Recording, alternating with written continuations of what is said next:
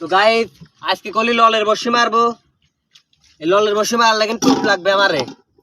এদের টোপ ধরবো এই জাল দে, মানে ইলিশ মাছের ছোট ভাই মারা জাল দে আমরা আজকে টোপ ধরবো, বুঝতে পারছেন?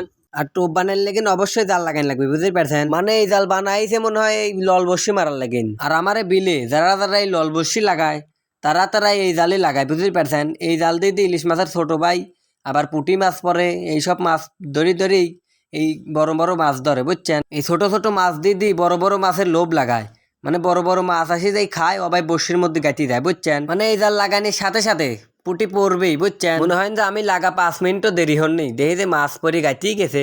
এই মাছ এখন লল বসিত মারবো, এই লেগিন তাড়াতাড়ি খুলে নিচ্ছি, তাজা তাজা থা লাগবে, বুঝতে পারছেন? তো গাই সেই রকম বৃষ্টি পড়ছে, মানে একবার আমার ভিজিতে চলে গেছে, ফোন মন সব কিছু নৌকা মৌকা ভিজা। তো এখন আমি এই লল বসি পাতবো, দেখা যাক আল্লাহ আমার এদিকে কি লাগাতে।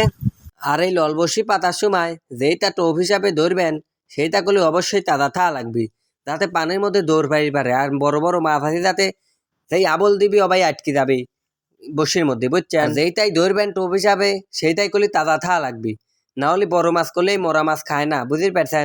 দেখেন কত দূরে লড়তেছে। যাই হোক বৃষ্টি করলে আবারও 2-1 ফুট গার পর পড়তেছে, এ লেগেন তাড়াতাড়ি হয়ে লল দিয়ে বাইর চলে আসা লাগবে। আর এই লল বসি বেশিরভাগ বোয়াল পরে, টাহি পরে আর শৈল মাছ পরে, বুঝতে পারছেন? খালি বড় বড় মাছ পরে এই লল বসিত, যারা যারা মারছে তারা তারাই জানে, বুঝতে পারছেন? আর আমার বিলে বেশিরভাগ মানুষ এই লল বসি দেয়, মানে আমার মতন যারা ছোট ছোট মানুষ তারা তারা এই লল বসি দেয়। আর বড় বড় মানুষ খালি চায়না জাল দিয়ে বড় মাছ মারে।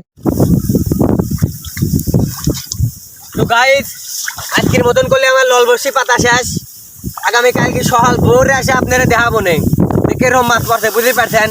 আর আপনারা যারা এখন আমার এই পেজটা ফলো হয় নাই তারা অবশ্যই তাড়াতাড়ি এই পেজটা ফলো হয়ে দিবেন। সকলে ভালো থাকবেন।